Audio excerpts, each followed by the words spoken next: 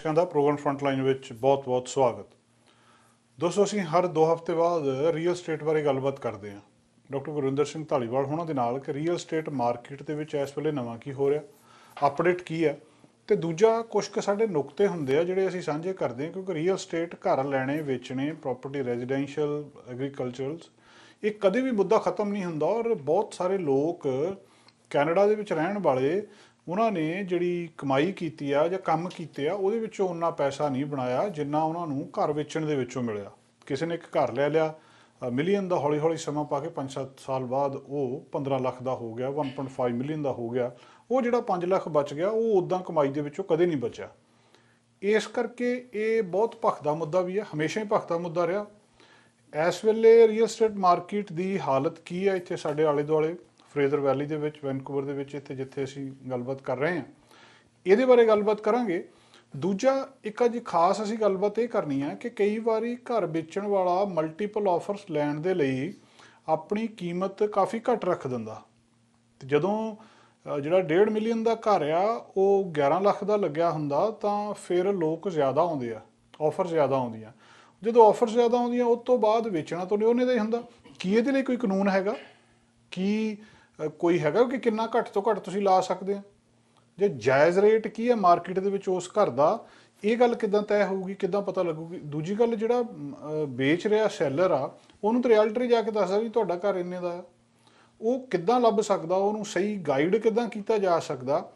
ਤੇ ਇੱਕ ਸਭ ਤੋਂ ਮਹੱਤਵਪੂਰਨ ਗੱਲ ਇਹ ਆ ਕਿ ਜਦੋਂ ਪ੍ਰੋਪਰਟੀ ਲੈਣੀ ਆ ਉਸ ਪ੍ਰੋਪਰਟੀ ਲੈਣ ਦੇ ਵੇਲੇ ਕਿਹੜੀਆਂ ਗੱਲਾਂ ਦਾ ਧਿਆਨ ਰੱਖਣਾ ਚਾਹੀਦਾ ਜਾਂ ਉਹਦੀ ਤਿਆਰੀ ਕਿੱਦਾਂ ਹੋਣੀ ਚਾਹੀਦੀ? ਉਹਦੇ ਸਟੈਪ ਕਿਹੜੇ ਆ ਕਿ ਤੁਸੀਂ ਕੋਈ ਰੈਜ਼ੀਡੈਂਸ਼ੀਅਲ ਲੈਣੀ ਆ, ਤੁਸੀਂ ਕੁਛ ਵੀ ਲੈਣਾ ਹੈ, ਤੁਸੀਂ ਇਨਵੈਸਟਮੈਂਟ ਲਈ ਲੈਣੀ ਆ, ਉਹਦੇ ਸਟੈਪ ਕਿਹੜੇ ਆ ਤਾਂ ਕਿ ਤੁਸੀਂ ਸਹੀ ਤਰੀਕੇ ਨਾਲ ਚੱਲ ਕੇ ਉਹਨੂੰ ਸਾਰਾ ਕੁਝ ਤੁਹਾਡਾ ਠੀਕ ਠਾਕ ਹੋ ਜਾਵੇ। ਸੋ ਅੱਜ ਕੁਛ ਜਿਹੜੇ ਰੀਅਲ ਸਟੇਟ ਦੇ ਮਾਮਲੇ ਵਿੱਚ ਇਹ ਮੁੱਦੇ ਆ, ਇਹ ਅਸੀਂ ਗੱਲਾਂ ਬਾਤਾਂ ਕਰ ਰਹੀਆਂ ਅੱਜ ਡਾਕਟਰ ਗੁਰਵਿੰਦਰ ਸਿੰਘ ਹੋਣਾ ਦੇ ਨਾਲ।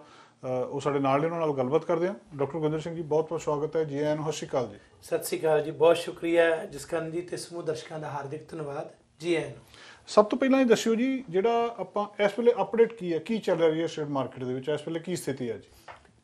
ਦਰਅਸਲ ਪਿਛਲੇ ਤਕਰੀਬਨ ਕੁਝ ਮਹੀਨਿਆਂ ਤੋਂ ਲਗਾਤਾਰ ਪਿਛਲੇ ਸਾਲ ਦੇ ਅਖੀਰ ਤੋਂ ਲੈ ਕੇ ਇਸ ਸਾਲ ਦੇ ਵਿੱਚ ਮਾਰਕੀਟ ਕਾਫੀ ਅੱਪ ਗਈ ਹੈ। ਬਹੁਤ ਜ਼ਿਆਦਾ ਜੋਸ਼ ਸੀ। ਮਈ ਦੇ ਅਖੀਰ ਤੋਂ ਜੂਨ ਦੇ ਮਹੀਨੇ ਕੁਝ ਇਹ ਮਾਰਕੀਟ ਦੇ ਵਿੱਚ ਜਿਹੜਾ ਜਿਹਨੂੰ ਕਹਿ ਸਕਦੇ ਹਾਂ ਕਿ ਉਹ ਚਾਲ ਜਿਹੜੀ ਮੱਧਮ ਪਈ, ਉਹ ਉਸ ਹਿਸਾਬ ਦਾ ਜਿਹੜਾ ਐਕਟੀਵਿਟੀ ਨਹੀਂ ਦਿਸੀਆਂ। ਕੁਝ ਕਾਰਨ ਸੀ ਮੌਰਗੇਜ ਦੇ ਰੇਟਸ, ਜਿਹੜੇ ਇੰਟਰਸਟ ਰੇਟ ਵਗੈਰਾ ਵਧਣ ਦੇ।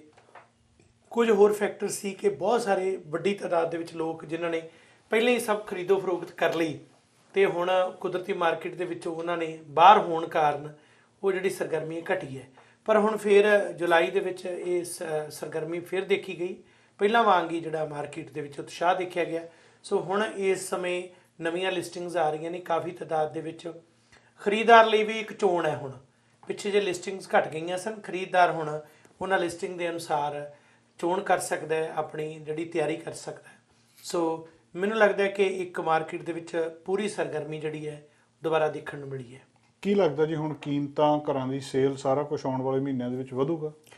ਜ਼ਾਹਿਰ ਹੈ ਕਿ ਜਿਸ ਤਰ੍ਹਾਂ ਇਸ ਵੇਲੇ ਲਿਸਟਿੰਗਸ ਆ ਰਹੀਆਂ ਨੇ, ਬਾਇਰ ਫਿਰ ਸਰਗਰਮ ਹੋਏ ਨੇ। ਕਈ ਤਰ੍ਹਾਂ ਦੇ ਉਹਨਾਂ ਦੇ ਮਗਾਲ ਤੇ ਭੁਲੇਖੇ ਸਨ ਕਿ ਇਸ ਤਰ੍ਹਾਂ ਸ਼ਾਇਦ ਹੋਏਗਾ ਤੇ ਮਾਰਕੀਟ ਡਿੱਗ ਪਏਗੀ ਜਾਂ ਹੋਰ ਹੈ। ਇਸ ਤਰ੍ਹਾਂ ਨਹੀਂ ਹੁੰਦਾ। ਜਦੋਂ ਅਸੀਂ ਦੇਖਦੇ ਹਾਂ ਕਿ ਬ੍ਰਿਟਿਸ਼ ਕੋਲੰਬੀਆ ਦੇ ਹੁਣ ਤੱਕ ਦੇ ਇਤਿਹਾਸ 'ਚ ਤੇ ਇਸ ਤਰ੍ਹਾਂ ਨਹੀਂ ਕਦੇ ਹੋਇਆ। ਹਾਂ, ਮਾਰਕੀਟ ਦੇ ਵਿੱਚ ਜੰਪ ਹੁੰਦਾ ਹੈ, ਫਿਰ ਚਾਲ ਜਿਹੜੀ ਹੈ ਥੋੜ੍ਹੀ ਜਿਹੀ ਮੱਧਮ ਹੋ ਜਾਂਦੀ ਹੈ, ਕੁਝ ਸਮੇਂ ਦੀ ਰੁਕ ਜਾਂਦੀ ਹੈ। ਹੁਣ ਫਿਰ ਗਤੀਵਿਧੀਆਂ ਚੱਲ ਰਹੀਆਂ ਨੇ। ਇਸ ਕਾਰਨ ਆਉਂਦੇ ਸਮੇਂ ਨੂੰ ਦੇਖਦੇ ਹੋਏ ਜਿਹੜੇ ਖਰੀਦਦਾਰ ਨੇ, ਜਿਨ੍ਹਾਂ ਦੀ ਤਿਆਰੀ ਹੈ, ਉਹ ਇਸ ਵਾਸਤੇ ਜ਼ਰੂਰ ਚਾਹੁੰਦੇ ਨੇ ਕਿ ਹੁਣ ਇਸ ਵੇਲੇ ਪ੍ਰੋਪਰਟੀਜ਼ ਲੈ ਲਈ ਜਾਵੇ, ਕਿਉਂਕਿ ਆਫਰਸ ਮਲਟੀਪਲ ਕਈ ਵਾਰੀ ਹੋ ਰਹੀਆਂ, ਇੱਕ ਤੋਂ ਵੱਧ ਹੋ ਰਹੀਆਂ ਨੇ, ਫਿਰ ਭਾਅ ਵਧਣ ਦੇ ਅਸਾਰ ਨਜ਼ਰ ਆਉਂਦੇ ਨੇ। ਤੇ ਜਿਹੜਾ ਓਪਨ ਹਾਊਸ ਹੁਣ ਸ਼ੁਰੂ ਹੋ ਗਿਆ, ਪਹਿਲਾਂ ਹੈ ਨਹੀਂ ਸੀ, ਇਹਦਾ ਕੋਈ ਅਸਰ ਪਿਆ ਜੀ? ਲੋਕ ਆ ਰਹੇ ਨੇ ਦੇਖਣ? ਬਿਲਕੁਲ ਜੀ, ਇਸ ਦਾ ਬਹੁਤ ਫਰਕ ਪਿਆ। ਇਸ ਦੇ ਜੇ ਦੇਖੀਏ ਤਾਂ 1 ਜੁਲਾਈ ਤੋਂ ਲੈ ਕੇ ਹੁਣ ਰੌਣਕਾਂ ਜਿਹੜੀਆਂ ਵਰਤੀਆਂ ਨੇ, ਜਿਨ੍ਹਾਂ ਨੇ ਪੂਰਾ ਵੈਕਸੀਨੇਟਡ ਦੋਨੇ ਇੰਜੈਕਸ਼ਨ ਲਵਾਏ ਨੇ, ਉਹਨਾਂ ਦੇ ਵਾਸਤੇ ਤਾਂ ਹੋਰ ਵੀ ਵਧੀਆ ਹੈ। ਜ਼ਰੂਰ ਸ਼ਰਤਾਂ ਨੇ ਕਿ ਜੇ ਕੋਈ ਤੁਸੀਂ ਢਿੱਲੇ ਮੱਠੇ ਹੋ, ਜੇ ਕੋਈ ਤਕਲੀਫ ਹੈ ਤਾਂ ਗੌਰ ਕਰੋ ਇਸ ਗੱਲ ਲਈ, ਨਾ ਜਾਓ। ਪਰ ਜੇ ਤੰਦਰੁਸਤ ਹੋ, ਜੇ ਬਾਹਰ ਅੰਦਰ ਨਹੀਂ ਜਾ ਕੇ ਆਏ ਜਾਂ ਪੂਰੀ ਤਰ੍ਹਾਂ ਜਿਹੜਾ ਤੁਹਾਡੇ ਵੈਕਸੀਨ ਲੱਗੀ ਹੈ ਤਾਂ ਫਿਰ ਤੁਸੀਂ ਆ ਜਾ ਸਕਦੇ ਹੋ। ਸੋ ਹੁਣ ਓਪਨ ਹਾਊਸ ਚੱਲ ਰਹੇ ਨੇ 1 ਜੁਲਾਈ ਤੋਂ। ਇਸ ਮਹੀਨੇ ਕਾਫੀ ਉਤਸ਼ਾਹ ਰਿਹਾ। ਅੱਜ ਜਿਹੜੀ ਖਾਸ ਗੱਲਬਾਤ ਤੁਹਾਡੇ ਨਾਲ ਕਰਨੀ ਹੈ, ਕਈ ਵਾਰੀ ਮਲਟੀਪਲ ਆਫਰਸ ਲੈਣ ਦੇ ਲਈ ਜਿਹੜਾ ਸੈਲਰ ਆ ਤੇ ਉਹ ਸਸਤਾ ਲਾ ਦਿੰਦਾ ਘਰ। ਉਹਨੂੰ ਲੱਗਦਾ ਵੀ 1.5 ਦੇ ਨੇੜੇ ਤੇੜੇ ਵੇਚਣਾ, ਮੈਂ 1.5 ਦਾ ਹੀ ਆਵੇ, ਪਰ ਮੈਂ ਲਿਸਟ ਕਰ ਦਿੱਤਾ 1.1 ਦਾ ਕਿ 11 ਲੱਖ ਦਾ ਜੀ ਸਾਡਾ ਘਰ ਹੈਗਾ, ਲੈ ਜਾਓ। ਲੋਕ ਜ਼ਿਆਦਾ ਦੇਖਣ ਆਉਂਦੇ ਆ। ਕੀ ਇਦਾਂ ਲਾਉਣ ਨਾਲ ਮਹਿੰਗਾ ਵਿਕ ਜਾਂਦਾ? ਤੇ ਦੂਜੀ ਗੱਲ, ਕੀ ਇਹਦੇ ਲਈ ਕੋਈ ਕਾਨੂੰਨ ਹੈਗਾ ਵੀ ਜੇ 1.5 ਮਿਲੀਅਨ ਦਾ ਘਰ ਆ ਤੁਹਾਡਾ ਤਾਂ ਤੁਸੀਂ ਕਿੰਨਾ ਕੁ ਘੱਟ ਲਾ ਸਕਦੇ ਹੋ? ਅਸੀਂ ਬਹੁਤ ਵੱਡੀ ਰੀਅਲ estate ਦੀ ਤਾਂ ਗੱਲ ਹੈ, ਅਸੀਂ ਨਿੱਕੀਆਂ ਗੱਲਾਂ ਤੇ ਆ ਜਾਂਦੇ, ਪਹਿਲਾਂ ਛੋਟੀਆਂ ਸ਼ੁਰੂ ਕਰਦੇ। ਜੀ ਜੀ। ਤੁਸੀਂ ਮੀਡੀਆ 'ਚ ਲਗਾਤਾਰ ਲੰਮੇ ਸਮੇਂ ਤੋਂ ਦੇਖਦੇ ਆ ਤੇ ਅਸੀਂ ਆਮ ਕਰਕੇ ਸੇਲਾਂ ਤੇ ਜਾਂਦੇ ਹੁੰਦੇ ਆ, ਲਾਈਵ ਵੀ ਕਰਦੇ ਆ। ਉਹ ਕੀ ਹੁੰਦੀ ਹੈ, ਲਾਈਵ ਔਨ ਲੋਕੇਸ਼ਨ। ਕਿਸੇ ਨੇ ਫਰਨੀਚਰ ਵੇਚਣਾ, ਲਓ ਜੀ ਅੱਜ ਫਰਨੀਚਰ ਜਿਹੜਾ ਅਸੀਂ ਪੂਰੀ ਦਵਾਈ ਪੈਂਦੀ ਹੈ ਕਿ ਅੱਜ ਤਾਂ ਲੁੱਟ ਕੇ ਲੈ ਜਾਓ, ਮੁਫਤ ਵਾਂਗੂ ਹੀ ਆ। ਮੁਫਤ ਵਾਂਗੂ ਹੈ। ਫਿਰ ਲੀੜੇ ਕੱਪੜੇ ਵਾਲਿਆਂ ਨੇ ਚੰਗੀਆਂ ਲੋਕੇਸ਼ਨਸ ਕਰਾਈਆਂ। ਇੱਕ ਦੌਰ ਤਾਂ ਚੱਲਿਆ ਲਾਈਵ ਔਨ ਲੋਕੇਸ਼ਨ ਦੇ ਚੱਲਿਆ, ਉੱਥੇ ਬਸ ਸਾਰੇ ਮਾਈਕ ਲੈ ਕੇ ਗਾਹ ਪੈਂਦਾ ਸੀ, ਬਹੁਤ ਸਸਤੇ ਆ ਜੀ ਚੱਕ ਲਓ। ਦਰਅਸਲ ਹੁੰਦਾ ਉਲਟ ਸੀ ਕਿ ਉਹ ਜਦੋਂ ਇੰਨੀ ਤਾਦਾਦ ਦੇ ਵਿੱਚ ਲੋਕ ਆ ਜਾਂਦੇ ਸੀ, ਉਹੀ ਚੀਜ਼ ਜਿਹੜੀ ਕਿ ਸਧਾਰਨ ਰੂਪ ਦੇ ਵਿੱਚ ਵੀ ਉਨੀ ਮਿਲਦੀ ਸੀ, ਕਈ ਵਾਰੀ ਚੜ ਕੇ ਭਾਅ ਉਹਦਾ ਮਿਲਦਾ ਸੀ। ਕਹਿਣ ਨੂੰ ਹੁੰਦਾ ਸੀ ਕਿ ਅਸੀਂ ਬਹੁਤ ਸਸਤਾ ਲੈ ਲਿਆ, ਪਰ ਉਹ ਇੱਕ ਤਰੀਕਾ ਹੁੰਦਾ ਸੀ। ਉਹ ਤਰੀਕਾ ਸੀ ਲੋਕਾਂ ਨੂੰ ਇਕੱਠੇ ਕਰਨ ਦਾ, ਫਿਰ ਉੱਥੇ ਆਪਣੀ ਡੁਗਡੁਗੀ ਵਜਾ ਕੇ ਤੇ ਉਹਨੂੰ ਫਿਰ ਚੰਗੇ ਭਾਅ ਤੇ ਵੇਚਣ ਦਾ। ਗੱਲ ਇਹ ਹੈ ਕਿ ਨਿਲਾਮੀ ਵਾਲੀ ਗੱਲ ਹੀ ਹੈ ਇਹ ਇੱਕ ਬਕਾਇਦਾ। ਜੇ ਹਰ ਥਾਂ ਤੇ ਨਿਲਾਮੀ ਜਾਇਜ਼ ਹੈ ਤੇ ਫਿਰ ਇੱਥੇ ਨਜਾਇਜ਼ ਕਿਵੇਂ ਹੋ ਗਈ? ਇਹ ਵੀ ਤਾਂ ਇੱਕ ਵਪਾਰ ਹੀ ਹੈ, ਰੀਅਲ estate ਦਾ ਹੋ ਗਿਆ ਚਾਹੇ ਕਿਸੇ ਹੋਰ ਚੀਜ਼ ਦਾ। ਇਹ ਥੋੜਾ ਵੱਡੇ ਲੈਵਲ ਤੇ ਹੈ।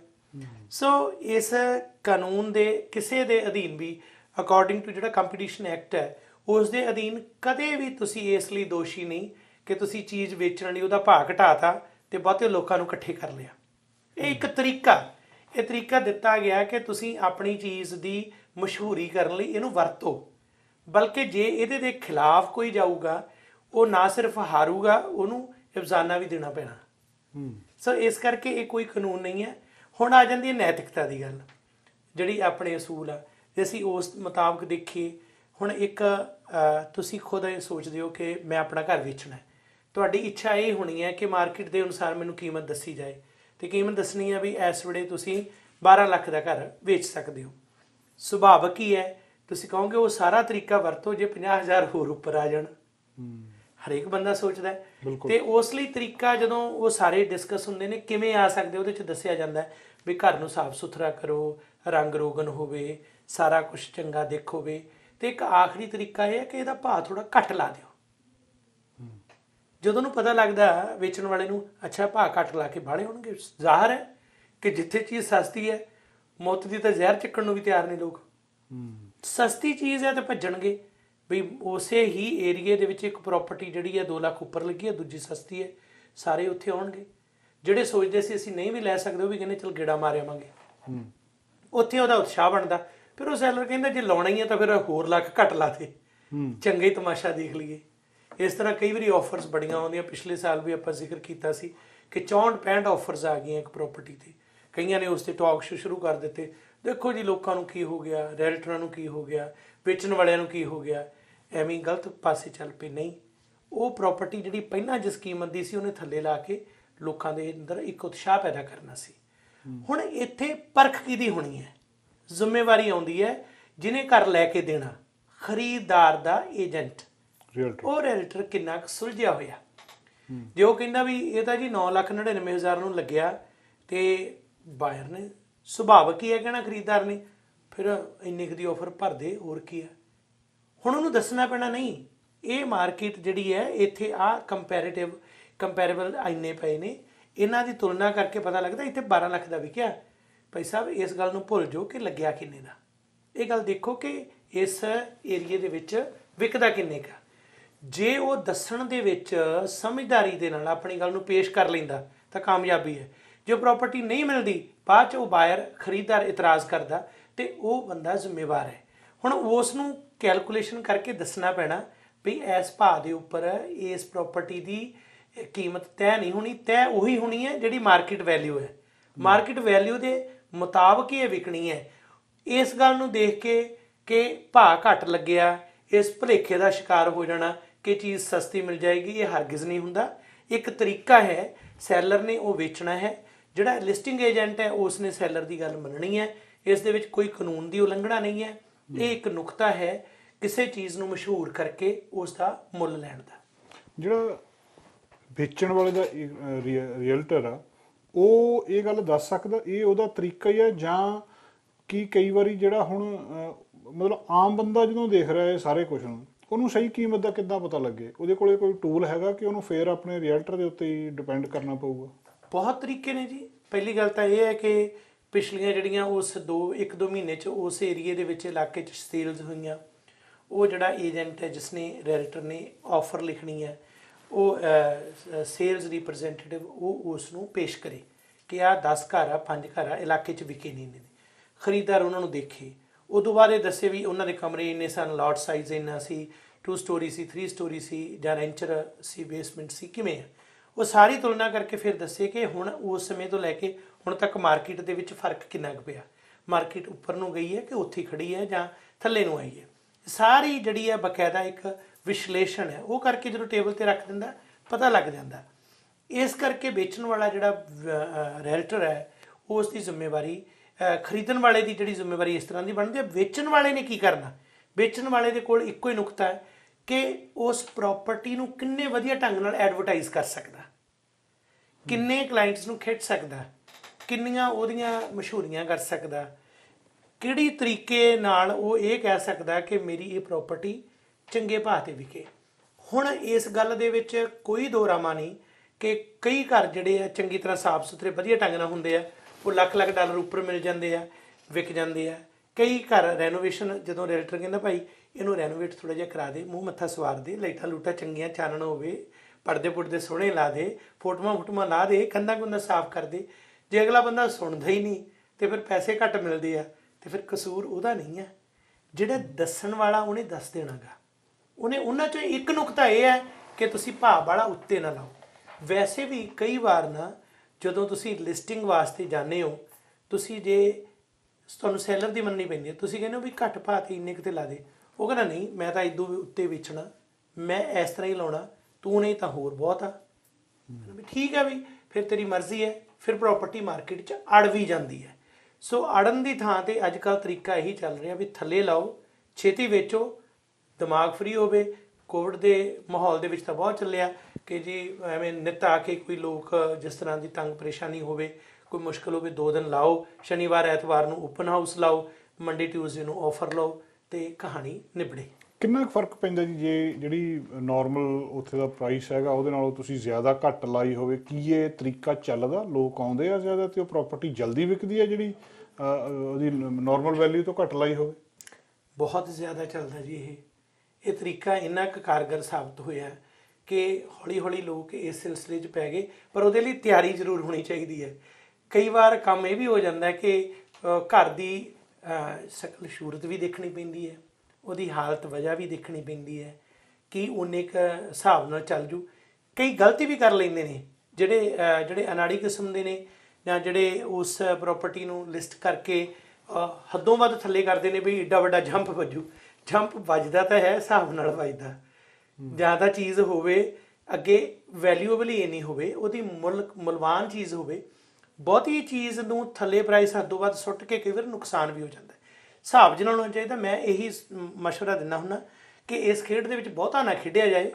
ਐਵੇਂ ਬਾਹਲੀਆਂ ਜੇ 3 ਲੱਖ ਥੱਲੇ ਲਾ ਦਿਓ, ਫਿਰ 3 ਲੱਖ ਇਕੱਠਾ ਕਰਨ ਲੱਗ ਜਾਓ, ਉਹਦੇ ਹਿਸਾਬ ਦੇ ਨਾਲ 20-50 ਹਜ਼ਾਰ ਦਾ ਫਰਕ ਰੱਖ ਲਓ ਤਾਂ ਕਿ ਉਨਾ ਕੁ ਜੰਪ ਵੱਜ ਜੇ।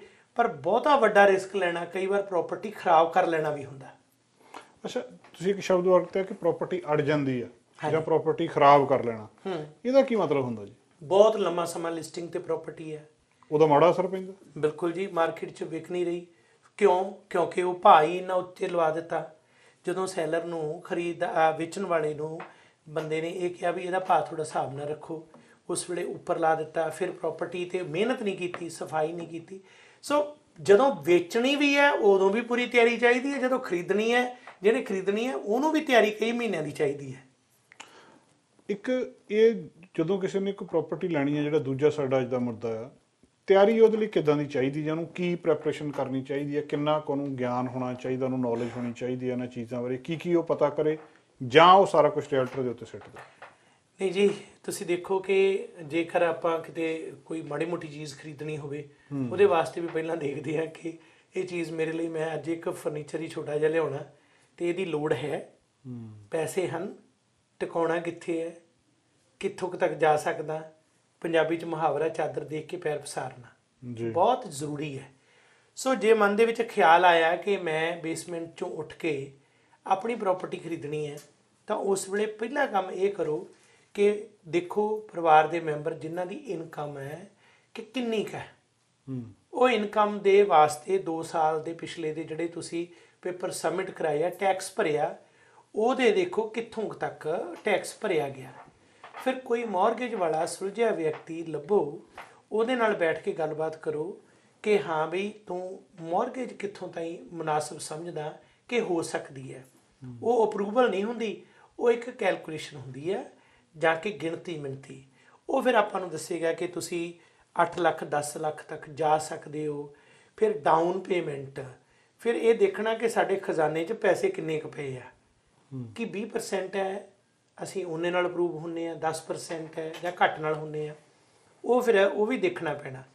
ਜਦੋਂ ਇਹ ਸਾਰੀ ਤਿਆਰੀ ਘੱਟੋ ਘੱਟ ਮਹੀਨਾ 2 ਮਹੀਨੇ ਦਾ ਸਮਾਂ ਹੋਵੇ, ਜਦੋਂ ਤੁਸੀਂ ਪ੍ਰਾਪਰਟੀ ਖਰੀਦਣੀ ਹੈ 1-2 ਮਹੀਨੇ ਪਹਿਲਾਂ ਤੋਂ ਇਹ ਤਿਆਰੀ ਕਰੋ, ਕਰਕੇ ਫੇਰ ਨਿਕਲੋ। ਫਿਰ ਤੁਹਾਨੂੰ ਪਤਾ ਹੋਏਗਾ ਕਿ ਇੱਥੋਂ ਤੱਕ ਅਸੀਂ ਖਰੀਦ ਸਕਦੇ ਹਾਂ, ਇੰਨੀ ਕੁ ਕੀਮਤ ਅਸੀਂ ਦੇ ਸਕਦੇ ਹਾਂ, ਇੰਨੀ ਕੁ ਸਾਡੇ ਕੋਲ ਡਾਊਨ ਪੇਮੈਂਟ ਆ, ਇੰਨੀ ਕੁ ਸਾਡੀ ਕਿਸ਼ਤ ਬਣੂਗੀ, ਤਾਂ ਕਿ ਇਹ ਨਾ ਹੋਵੇ ਕਿ ਬਾਅਦ ਦੇ ਵਿੱਚ ਘਰ 'ਚ ਤਾਂ ਬਹਿ ਗਏ ਤੇ ਮੁੜ ਕੇ ਤਕਲੀਫ ਇੰਨੀ ਹੋਵੇ ਬੰਦਾ ਮੁਸ਼ਕਲ ਦਾ ਸ਼ਿਕਾਰ ਹੋ ਜਾਏ। ਹੁੰਦਾ ਇਸ ਦੇ ਉਲਟ ਹੈ, ਬੰਦਾ ਪਹਿਲਾਂ ਘਰ ਦੇਖਣ ਨੂੰ ਨਿਕਲ ਜਾਂਦਾ ਹੈ। ਬਹੁਤ ਵਾਰ ਅਸੀਂ ਅਕਸਰ ਇਹ ਗੱਲ ਕਰਦੇ ਹਾਂ ਖਰੀਦਦਾਰ ਨੂੰ, ਬਈ ਤੁਸੀਂ ਕਿੱਥੋਂ ਤੱਕ ਅਪਰੂਵ ਹੋ ਸਕਦੇ ਹੋ? ਲੈ ਲਾਂਗੇ ਜੀ। ਉਹ ਤਾਂ ਹੋ ਜਾਏਗਾ, ਲੈ ਲਓਗੇ ਤੁਸੀਂ। ਸਵਾਲ ਇਹ ਹੈ ਕਿ ਵੀ ਮੌਰਗੇਜ ਦੇ ਬਾਰੇ ਕੁਝ ਗੱਲਬਾਤ ਕੀਤੀ ਹੈ, ਉਹ ਹੋ ਜਾਏਗੀ ਆਪਣੀ। ਉਹ ਜਦੋਂ ਸਿੱਧੇ ਹੀ ਸਵਾਲਾਂ ਦੇ ਜਵਾਬ ਹੈ, ਉਹਦੇ ਵਿੱਚ ਬਹੁਤੀ ਡਿਟੇਲ ਨਹੀਂ ਹੈ। ਇੱਕ ਆਫਰ ਦੇ ਕੇ, ਇਹ ਲਿਸਟਿੰਗ ਏਜੰਟ ਦੇ ਕੋਲ ਜਾ ਕੇ ਆਫਰ ਦੇ ਕੇ ਪ੍ਰਾਪਰਟੀ ਤੇ ਐਕਸੈਪਟੈਂਸ ਹੋ ਜਾਂਦੀ ਹੈ। ਐਕਸੈਪਟੈਂਸ ਦੇ ਕੇ ਮੁੜ ਕੇ ਜਦੋਂ ਬੈਂਕ ਨੂੰ ਭੇਜਣਾ, ਉਹ ਕਹਿੰਦਾ 7-8 ਲੱਖ ਦਾ ਲੈ ਸਕਦਾ, ਤੁਸੀਂ ਮਿਲੀਅਨ ਦੀ ਇਹਦੀ ਆਫਰ ਲਿਖੇ ਬੈਠੇ ਹੋ। ਚਲੋ ਜੀ, ਉਹ ਵੀ ਸਟਕ ਕਰ ਦਿੱਤਾ ਜਿਹਦੀ ਪ੍ਰਾਪਰਟੀ ਲੈਣੀ ਹੈ। ਆਪ ਵੀ ਤੁਸੀਂ ਉਹਨਾਂ ਨਾਲੇ ਸਮਾਂ ਆਪਣਾ ਬਰਬਾਦ ਕੀਤਾ ਸਾਰਿਆਂ ਦਾ। ਚੰਗਾ ਹੁੰਦਾ ਕਿ ਪਹਿਲਾਂ ਉਸ ਦੇ ਬਾਰੇ ਪੜਤਾਲ ਹੁੰਦੀ। ਸੋ ਜਦੋਂ ਵੀ ਕੁਝ ਲੈਣਾ, ਚੰਗੀ ਤਰ੍ਹਾਂ ਉਸ ਦਾ ਵਿਸ਼ਲੇਸ਼ਣ ਕੀਤਾ ਜਾਏ, ਉਸ ਬਾਰੇ ਨੁਕਤੇ ਆ ਪੜ੍ਹਿਆ ਜਾਏ, ਵਿਚਾਰਿਆ ਜਾਏ। ਅਤੇ ਜਿਵੇਂ ਹੁਣ ਤੁਹਾਡੇ ਇਸ ਪ੍ਰੋਗਰਾਮ ਦੇ ਮੰਚ 'ਤੇ ਜਿੰਨੇ ਦਰਸ਼ਕ ਨੇ, ਉਹਨਾਂ ਦੇ ਲਈ ਬਹੁਤ ਵਧੀਆ ਗੱਲ ਹੈ ਕਿ ਇਹ ਸਾਰੀਆਂ ਗੱਲਾਂ ਜਿਹੜੀਆਂ ਨੇ ਉਹਨਾਂ ਨੂੰ ਇਸ ਤੇ ਨੁਕਤੇ 'ਤੇ ਬੈਠ ਕੇ ਵਿਚਾਰਯੋਗ ਕਰਕੇ ਫਿਰ ਅਗਲਾ ਕਦਮ ਚੁੱਕਿਆ ਜਾਏ। ਇੱਕ ਥੋੜ੍ਹਾ ਜਿਹਾ ਇਹ ਦੱਸਿਓ ਕਿ ਇਹਦਾ ਪ੍ਰੋਸੈਸ ਕੀ ਹੁੰਦਾ। ਮੰਨ ਲਓ ਕਿਸੇ ਨੇ ਘਰ ਲਿਸਟ ਕਰ ਦਿੱਤਾ ਵੀ ਮੈਂ ਘਰ 1.5 ਮਿਲੀਅਨ ਦਾ ਵੇਚਣਾ ਹੈ। ਹੁਣ ਉਹਦੇ ਤੋਂ ਬਾਅਦ ਇੱਕ ਬੰਦਾ ਚਲੇ ਗਿਆ ਜਿਹਦੇ ਕੋਲੇ ਮਤਲਬ ਉਹਨੂੰ ਪਤਾ ਨਹੀਂ ਵੀ ਉਹਦੀ ਮੌਰਗੇਜ ਹੋਣੀ ਹੈ ਕਿ ਨਹੀਂ ਹੋਣੀ। ਉਹਨੇ ਉਹਦੇ ਉੱਤੇ ਆਫਰ ਪਾ ਦਿੱਤੀ ਕਿ ਜੀ ਮੈਂ 1.5 ਮਿਲੀਅਨ ਦਾ ਘਰ ਲੈਣ ਨੂੰ ਤਿਆਰ ਹਾਂ। ਹੁਣ ਉਹਦੇ ਤੋਂ ਬਾਅਦ ਕੀ ਸੈਲਰ ਕਿੰਨੇ ਚਿਰ ਲਈ ਰੁਕ ਗਿਆ, ਅਤੇ ਫਿਰ ਉਹਦੇ ਕੋਲੇ ਕਿੰਨਾ ਸਮਾਂ ਹੁੰਦਾ ਜਿਹੜਾ ਖਰੀਦਦਾਰ ਆ ਕਿ ਉਹ ਆਪਣੀ ਅਪਰੂਵ ਕਰਾ ਕੇ ਉਹਨੂੰ ਦੱਸ ਦੇਵੇ ਕਿ ਹਾਂਜੀ ਮੇਰੇ ਕੋਲ ਪੈਸੇ ਹੈਗੇ ਆ ਅਤੇ ਤੁਸੀਂ ਮੈਨੂੰ ਇਹ ਦੇ ਦਿਓ, ਜਾਂ ਉਹ ਕਲੋਜ਼ਿੰਗ ਕਰਵਾ ਦੇਵੇ। ਜਾਂ ਇਹਦੇ ਵਿੱਚ ਜਿਹੜੀ ਇੱਕ ਕਹਿੰਦੇ ਹੁੰਦੇ ਕਿ ਸਬਜੈਕਟ ਫ੍ਰੀ ਆਫਰ ਆ, ਇਹਦਾ ਕੀ ਮਤਲਬ ਹੁੰਦਾ? ਇਹ ਥੋੜ੍ਹਾ ਜਿਹਾ ਕਨਸੈਪਟ ਸਮਝਾਇਓ ਕਿ ਪ੍ਰੋਸੈਸ ਕੀ ਹੈ। ਜਦੋਂ ਅਸੀਂ ਕਹਿੰਦੇ ਕਿ ਜਿਹੜਾ ਵੇਚਣ ਵਾਲਾ ਉਹ ਰੁਕ ਗਿਆ, ਫਿਰ ਉਹ ਕਿੰਨੇ ਚਿਰ ਲਈ ਰੁਕ ਗਿਆ, ਉਹਨੂੰ ਫਿਰ ਕੀ ਦੁਬਾਰਾ ਲਿਸਟਿੰਗ ਕਰਨੀ ਪਊਗੀ, ਦੁਬਾਰਾ ਸੱਦਣੇ ਪੈਣਗੇ, ਜਾਂ ਇਹਦਾ ਕੀ ਪ੍ਰੋਸੈਸ ਹੁੰਦਾ? ਇਹ ਉਹਨਾਂ ਆਮ ਜਿਹੜੇ ਮਨਾਂ ਦੇ ਵਿੱਚ ਸਵਾਲ ਨੇ, ਤੁਸੀਂ ਬਹੁਤ ਵਧੀਆ ਉਹ ਸਵਾਲ ਸਾਂਝੇ ਅੱਜ ਕਰ ਰਹੇ ਹੋ, ਜਿੰਨੇ ਕਿ ਨੁਕਤੇ ਇੱਕ ਇੱਕ ਕਰਕੇ ਹਰ ਕੋਈ ਬੰਦਾ ਸੋਚਦਾ ਹੈ ਜੀ। ਕਿਉਂਕਿ ਰੀਅਲ ਸਟੇਟ ਦੇ ਵਿੱਚ ਹੀ ਜਾ ਕੇ ਪਤਾ ਲੱਗਦਾ ਕੀ ਆਫਰ ਹੁੰਦੀ ਹੈ, ਕੀ ਐਕਸੈਪਟੈਂਸ ਡੇਟ ਹੁੰਦੀ ਹੈ, ਕੀ ਸਬਜੈਕਟ ਰਿਮੂਵਲ ਹੁੰਦੇ ਨੇ। ਕਈ ਵਾਰ ਸਬਜੈਕਟ ਰਿਮੂਵਲ ਸਮਝਾਉਂਦੇ ਆ ਪਤਾ ਲੱਗਿਆ ਵੀ ਸਬਜੈਕਟ ਕੀ ਹੁੰਦੇ ਨੇ। ਸਬਜੈਕਟ ਰਿਮੂਵ ਕਰਨਾ, ਉਹ ਕਹਿੰਦਾ ਵੀ ਪਤਾ ਨਹੀਂ ਕੀ ਰਿਮੂਵ ਕਰਨਾ। ਇਹ ਗੱਲਾਂ ਬਹੁਤ ਤਕਨੀਕੀ ਨੇ, ਪਰ ਬਹੁਤ ਵਧੀਆ ਗੱਲ ਹੈ।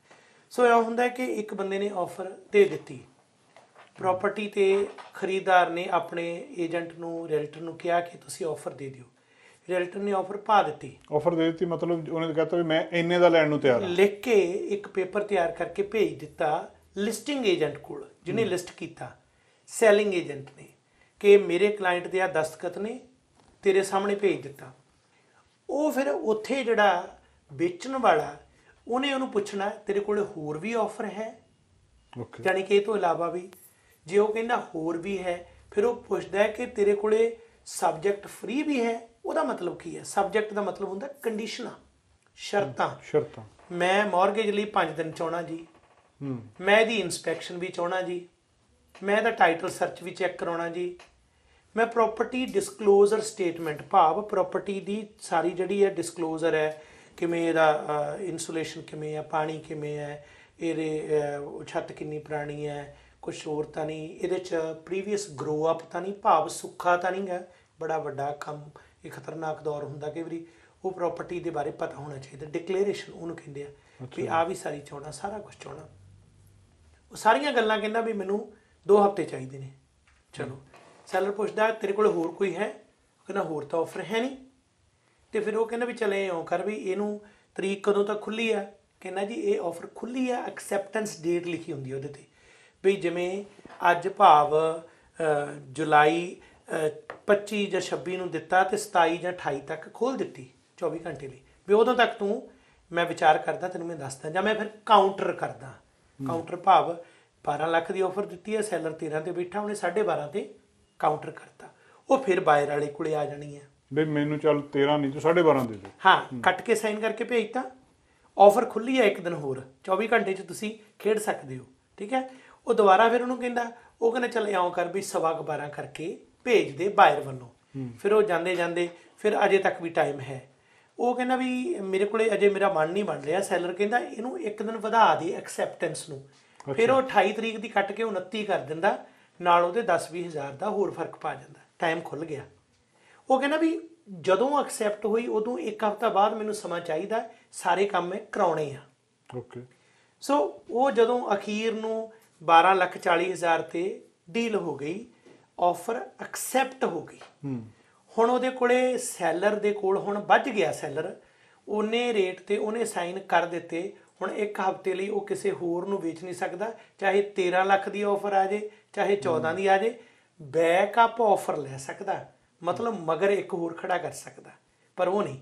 ਪਰ ਜਿੱਦਣ ਸਬਜੈਕਟ ਰਿਮੂਵਲ ਆ ਜਾਂ ਜਿਹੜੀਆਂ ਸ਼ਰਤਾਂ ਜਿਹੜੀਆਂ ਦੱਸੀਆਂ, ਜੇ ਉਹ ਤਰੀਕ ਜਿੰਨੀ ਪਾਈ ਆ ਅਗਸਤ ਦੇ ਪਹਿਲੇ ਹਫ਼ਤੇ ਦੀ ਪਾਤੀ, ਅਗਸਤ 6 ਪਾਤੀ, 6 ਅਗਸਤ ਰਾਤ ਨੂੰ 11:59 ਤੱਕ ਉਹਦੇ ਕੋਲੇ ਮੌਕਾ ਖਰੀਦਦਾਰ ਕੋਲੇ, ਜੇ ਉਦੋਂ ਤੱਕ ਉਹਨੇ ਸਾਰੀ ਤਸੱਲੀ ਕਰਕੇ ਉਹ ਨਹੀਂ ਹਟਾਇਆ ਤੇ ਉਦੋਂ ਬਾਅਦ ਜੇ ਬੈਕਅਪ ਤੇ ਆ ਕੋਈ ਤਾਂ ਉਹਦੇ ਕੋਲੇ ਆ ਜਾਏਗਾ, ਜੇ ਕੋਈ ਬੈਕਅਪ ਤੇ ਨਹੀਂ ਤੇ ਪ੍ਰਾਪਰਟੀ ਫੇਰ ਆ ਜਾਏਗੀ। ਉਹਨੂੰ ਕਹਿੰਦੇ ਆਫਰ ਕੋਲੈਪਸ ਹੋ ਗਈ। ਜੇ ਡੀਲ ਸਿਰੇ ਚੜ ਗਈ ਤਾਂ ਫਿਰ ਉਦੋਂ ਬਾਅਦ ਕੰਪਲੀਸ਼ਨ ਦੇ 2 ਮਹੀਨੇ ਆ, ਪੇਪਰ ਚਲੇ ਜਾਣਗੇ, ਸਾਰੇ ਕਾਰੋਬਾਰ ਸ਼ੁਰੂ ਹੋ ਜਾਏਗਾ, ਵਕੀਲਾਂ ਕੋਲੇ ਡਾਕੂਮੈਂਟ ਹੋ ਜਾਣਗੇ, ਪੈਸੇ ਇਕੱਠੇ ਹੋਣਗੇ, ਇਹ ਸਾਰਾ ਕੁਝ ਹੈ। ਜਿਹੜੀ ਕੈਸ਼ ਆਫਰ ਹੈ ਜਿਹਦੇ ਤੇ ਸਬਜੈਕਟ ਹੈ ਨਹੀਂ, ਉਹ ਕਹਿੰਦਾ ਮੈਂ ਲਿਖਤਾ ਵੀ ਗਰੋ ਅਪ ਹੈ ਨਹੀਂ ਜ਼ਮੀਨ 'ਚ, ਪਹਿਲਾਂ ਲਿਖਤਾ ਪ੍ਰੋਪਰਟੀ ਤੇ ਕੋਈ ਇਹਦਾ ਮਾੜੀ ਹਿਸਟਰੀ ਨਹੀਂ, ਇਹ ਵੀ ਲਿਖਤਾ। ਆ ਤੂੰ PDS ਪ੍ਰੋਪਰਟੀ ਡਿਸਕਲੋਜ਼ਰ ਵੀ ਹੁਣ ਚੱਕ, ਟਾਈਟਲ ਵੀ ਹੁਣ ਚੱਕ, ਪਰ ਨਾਲ ਜੇ ਤੂੰ ਸਬਜੈਕਟ ਕੋਈ ਨਹੀਂ ਪਾਉਂਦਾ, ਤੇਰੀ ਮੌਰਗੇਜ ਹੋਈ ਆ ਤਾਂ ਪਹਿਲ ਮੈਂ ਤੈਨੂੰ ਦਊਂਗਾ। ਹੋ ਸਕਦਾ ਉਹ ਪ੍ਰੋਪਰਟੀ ਜਿਹੜੀ ਸਬਜੈਕਟ ਵਾਲੀ ਉਹਨੇ 1240 ਦੀ ਲਈ ਹੈ।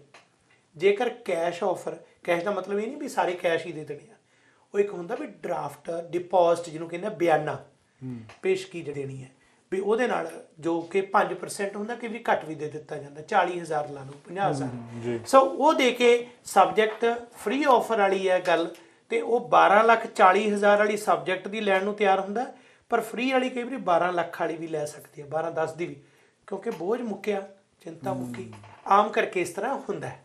ਮਤਲਬ ਇਹ ਆ ਕਿ ਪਹਿਲਾਂ ਉਹਨੇ ਵੇਚਣ ਵਾਲੀ ਲਿਸਟ ਕਰ ਦਿੱਤਾ, ਖਰੀਦਦਾਰ ਨੇ ਜਾ ਕੇ ਕਹਿ ਦਿੱਤਾ ਕਿ ਜੇ ਤੂੰ 15 ਲੱਖ 12.5 ਦਾ ਕੀਤਾ, ਮੈਂ 12.25 ਦੇਣ ਨੂੰ ਤਿਆਰ ਹਾਂ। ਉਹ ਮੰਨ ਲਓ ਉਹਨੂੰ ਕਬੂਲ ਕਰ ਲੈਂਦਾ ਕਿ ਠੀਕ ਆ ਇੰਨਾ, ਉਹਦੇ ਤੋਂ ਬਾਅਦ ਫਿਰ ਜਿਹੜਾ ਆ ਉਹ ਟਾਈਮ ਮੰਗਦਾ ਕਿ ਮੈਨੂੰ 1 ਹਫ਼ਤੇ ਦਾ ਟਾਈਮ ਦਿਓ, ਮੈਂ ਮੌਰਗੇਜ ਜਾਂ ਫਲਾਣਾ ਚੀਜ਼ਾਂ ਪਤਾ ਕਰਾਂ ਜੀ। ਉਸ ਹਫ਼ਤੇ ਦੇ ਵਿੱਚ ਉਹ ਕੁਝ ਨਹੀਂ ਕਰ ਸਕਦਾ, ਜਿਹੜਾ ਵੇਚਣ ਵਾਲਾ ਹੈ ਉਹਨੂੰ ਉਹਦੀ ਵੇਟ ਕਰਨੀ ਪਊਗੀ ਜੀ। ਸੋ ਜੇ ਪਹਿਲਾਂ ਮੌਰਗੇਜ ਵਗੈਰਾ ਸਾਰਾ ਪਤਾ ਕਰ ਲਿਆ ਜਾਵੇ ਤਾਂ ਉਹ ਸਮਾਂ ਜਿਹੜਾ ਆ ਉਹ ਬਚ ਸਕਦਾ ਜੀ। ਇੱਕ ਹੋਰ ਦੱਸਿਓ ਜੀ ਇਹਦੇ ਵਿੱਚ, ਜਿਹੜਾ ਆਖਰੀ ਸਵਾਲ ਹੈਗਾ ਆ ਕਿ ਹੁਣ ਰੀਅਲਟਰ ਕਿਹੜਾ ਲੱਭਿਆ ਜਾਵੇ?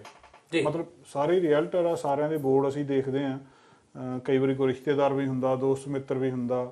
ਫਾਰਮੂਲਾ ਕੀ ਹੈ ਜੀ ਜੇ ਆਮ ਬੰਦੇ ਨੇ ਲੱਭਣਾ ਹੋਵੇ?